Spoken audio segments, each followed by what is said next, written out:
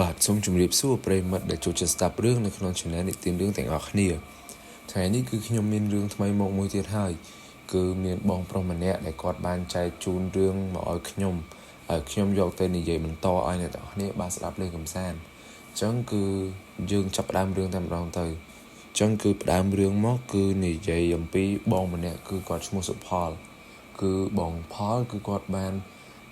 មានការងារធ្វើការងារ office ធ្វើការងារអីចឹងទៅតែការងារ office គាត់ហ្នឹងគឺនៅជិតផ្ទះគាត់ទេប្រហែលជា1គីឡូទៅ1គីឡូកន្លះហើយចឹងទេហើយគឺគាត់បានដើរមកផ្ទះដោយសារតែគាត់អត់ជិះឡានជិះម៉ូតូអីទេដោយសារតែគាត់ថាពេលជិះឡានជិះម៉ូតូទៅគឺអំពល់ខ្យល់អំពល់អីចឹងណាអញ្ចឹងគឺគាត់ដើរហើយណាមួយបានហាត់ប្រាណផងអញ្ចឹងគឺគាត់កន្លែងធ្វើការគាត់ហ្នឹងគឺចេញម៉ោង6កន្លះពេលខ្លះ7តាមគាត់ចង់ចេញលឿនឬក៏ចេញយឺតបើថាគាត់ចេញលឿនគឺប្រាក់ខែដែលបើថាគាត់ថែមម៉ោងអីចឹងទៅគឺគាត់បានប្រាក់ខែរៀងច្រើនជាងធម្មតាចឹងអ្នកនរគ្នាយល់ទេអញ្ចឹងគឺថ្ងៃហ្នឹងគឺគាត់បានសុំមេគាត់ហ្នឹងចេញម៉ោង7ហើយនៅពេលដែលគាត់ចេញម៉ោង7ទៅគាត់ដើរពីផ្ទះគាត់ទៅពីកន្លែងធ្វើការគាត់ទៅផ្ទះគាត់ហ្នឹងណាមួយគាត់ដើរចូលទិញម្ហូបចឹងផងចឹងទៅគាត់ទៅដល់ផ្ទះចិត្តប្រហែលម៉ោង8ថាម៉ោង7:50ចុះអញ្ចឹងពេលគាត់ដើរដល់ផ្លូវផ្លូវទូចផ្លូវលំដើម្បីចូលផ្ទះគាត់ហ្នឹងគឺគាត់មានអារម្មណ៍ថាមានគេនឹងដើរក្រោយគាត់ដោយសារតែគាត់លឺសលេងសម្រុកជើងគាត់លឺប៉បតាមក្រោយគាត់ហ្នឹងហើយសលេងសម្រុកជើងហ្នឹងគឺស្មើនឹងសលេងសម្រុកជើងគាត់ហើយអញ្ចឹងតែគាត់មានអារម្មណ៍ថាមានអ្នកដើរនៅក្រោយអញ្ចឹងណាហើយនៅពេលដែលគាត់ដើរគាត់ឈប់ទៅសលេងសម្រុកជើងឈប់ដែរឈប់តាណាគ្នាហ្មងហើយអញ្ចឹងទៅថ្ងៃមួយគឺគាត់មានអារម្មណ៍ថាគាត់រៀងខ្លាចដែរដោយសារតែខ្ញុំភ្លេចបញ្ជាក់ដល់គ្នាដោយសារតែពេលដល់ក្នុងផ្ទះហ្នឹងក៏លឺសលេងសរុបជើងហ្នឹងតាមដែរយល់លឺសលេងសរុបជើងហ្នឹងតាមដល់ក្នុងផ្ទះហ្មងហើយនៅពេលនោះគឺគាត់បានហៅប្អូនស្រីគាត់ហ្នឹងមកគេងមួយដោយសារតែគាត់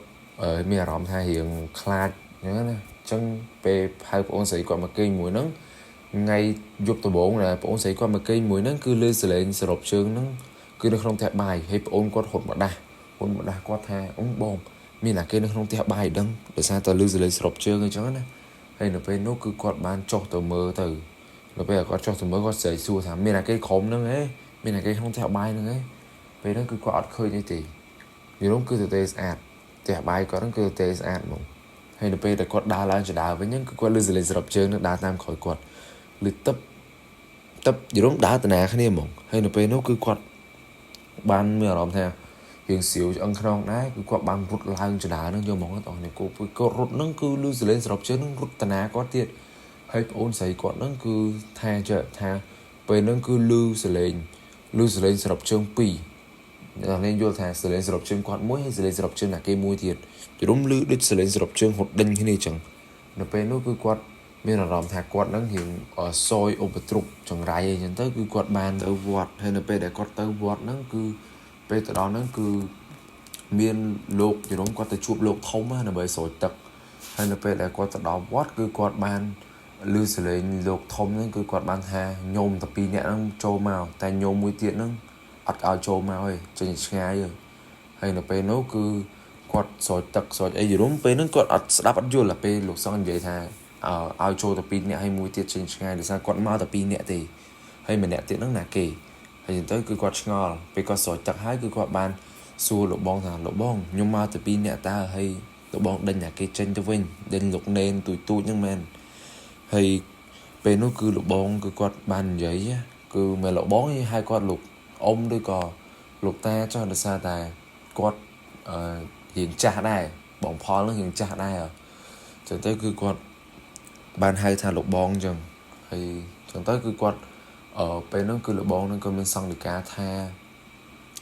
ញោមអ្នកដែលអាត្មាដេញហ្នឹងគឺតាមញោម